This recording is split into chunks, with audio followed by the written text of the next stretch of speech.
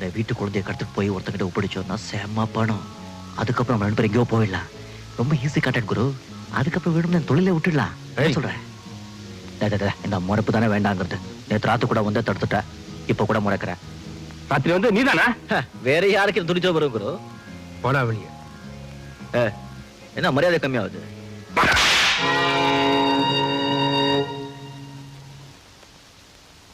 வா மோதிடலாமா?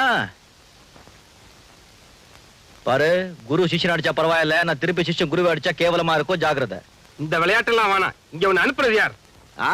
4 பாட்டு போட வச்சுக்கிட்டா கூட சொல்ல மாட்டேன். சொல்றியா? போலீஸ கூப்பிடுவா. ரொம்ப வசதியா போச்சு. போலீஸ் வந்தா முதல்ல உன் கையில விலங்கு போட்டு முன்னால கூட்டு போறாங்க, பின்னால நானும் வர்றேன். நான் இப்ப திருந்தி வாழ்ந்துகிட்டு இருக்கேன். இப்போ திருந்திருக்கே கண்ணா.